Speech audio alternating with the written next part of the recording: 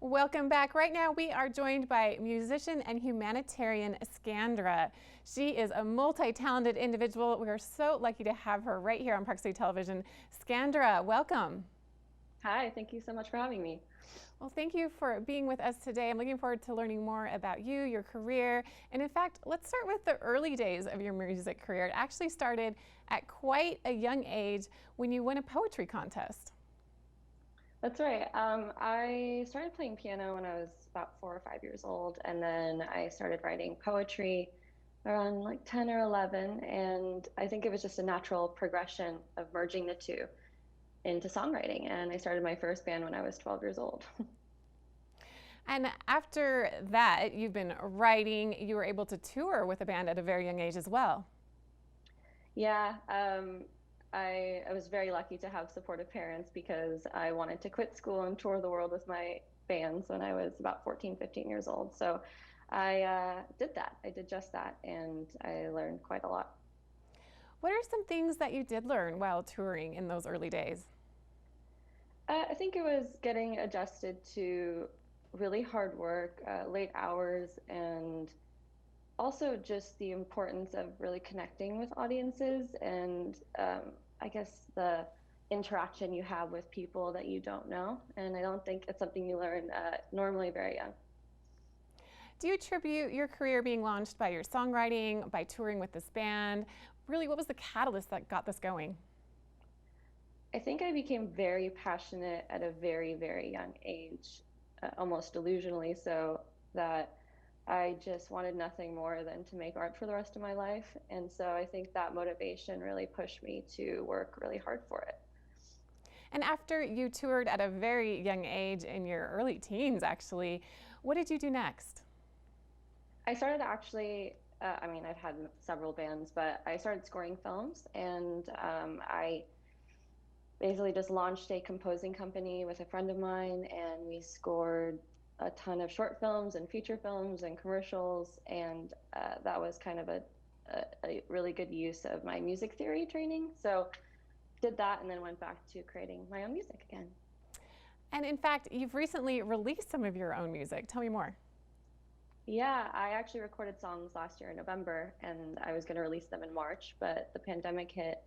And being that I had a live show planned and a tour and all the normal things you do with an album release, I waited. And then about a couple months ago, I finally released the songs. And tell me more about that release. You found really unique ways to let people know that you're here, this is your music, and help them see you and meet you and hear your songs. Yeah, I've always really loved having a very real connection with fans, and the idea of really acknowledging their existence and letting them interact and help with any sort of successes that an artist could have. So my husband created this TikTok video that promoted what we had done to accomplish the recording of the songs, and he got TikTok to back us and support us and help us in launching the music. And then we created boxes to give away to those who had helped us. And that kind of created this whole viral moment for the project in its early days. I mean, this is a brand new project. I haven't even performed an actual show. And that TikTok video that your husband did, was it more out of frustration with just the situation, the pandemic, not being able to tour, perform, to really release your music in a way you wanted to, and then it really kind of took off? Was that surprising?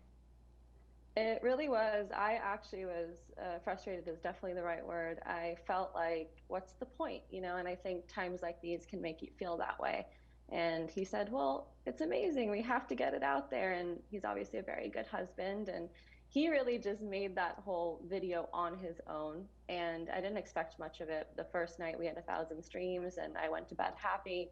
And then I woke up to 60,000 streams. And within the next few days, it was at 1 million streams. And people really connected with the song and really loved it, which was surprising for me because I wasn't sure. You know, as the artist, you're never sure what people are going to think. So it was really unexpected for sure.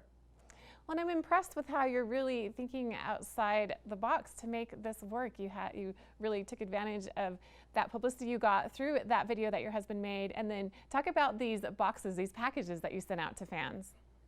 Yeah, so you make money from Spotify streams, and so we calculated how much that would be, and we decided to take that money and instead of paying ourselves back, which may or may not have been smart, was thanking those that got it to that point. So we put out a giveaway, and we had people sign up in order to win, and we gave out 100 boxes, and each box was special. I mean, it varied from like there was boxes with iPhones and Polaroid cameras and disco balls and all sorts of stuff, and then it went trickled down to boxes that were just fun little, special notes from us, Polaroid pictures, lyric cards, and just these personal items, just to thank them for what they had done for me. Just a really fun way to get your music out there, to let your fans know how much you appreciate them. Just, I really love it. And you actually have a special performance for us. Tell me a little bit more about this song. You recorded this performance earlier. Yeah, this is Rivers. This is actually the song that we had pushed with the TikTok video, and there's a music video for it and everything. And normally it's very produced, it's an electronic pop song. But I decided to have my friends take COVID test and meet me in an apartment and record this version of it, which is a softer, folkier version. And it's actually the way the song was written was like this, and it transformed into what it is now. So we have this very exclusive performance of this song. Let's take a look. Do you fend it off? Fend it off with a shame?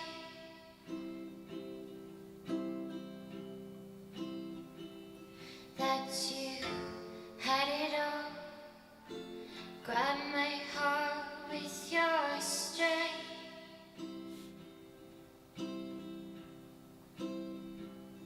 And I've never loved, never have felt this way.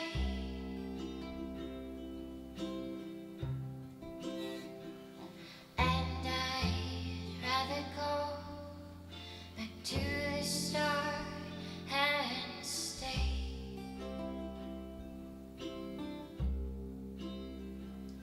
Where these rivers go, feel a better off dead. And if we don't know, let's learn with the current.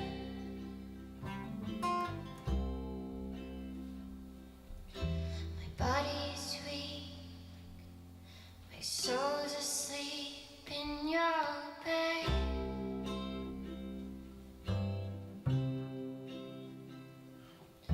You live in me,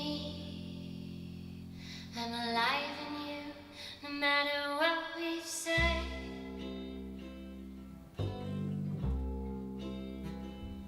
And I wanna call to hear your voice and see if in this round of fumes you're still amused to me. Where these rivers go, feel a better off dead. And if we don't know, let's learn with the current. Where these rivers go, feel we're better off dead.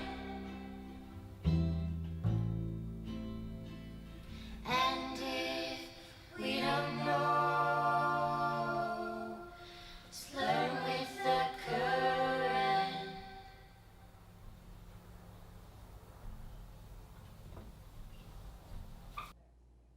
Just incredible, Skandra. What a great experience. And once again, I'm really impressed with how you're just going for it. You're taking these ideas, making things work in such a unique time when there are so many things you can't do. Absolutely. Thank you so much. It's been a very tough year for everyone, but I think that, as artists, you really have to remember that art truly matters in a world like this, and you have to keep creating, or else, what is a world without art? So how can we listen to your music? How can we follow along with everything that you're doing? I'd say the easiest way is to go to skandra.net, and I have all my social media handles connected from there. I think I'm mostly on Instagram and TikTok. Well, Skandra, thank you so much for joining us here on Parkside Television. It's a pleasure meeting you, hearing about your music, your career, finding out what you're doing when you're releasing music during this tough pandemic. Just really honored and inspired by you. So thanks for joining us. Thanks so much for having me. All right, we'll be back with more right after this.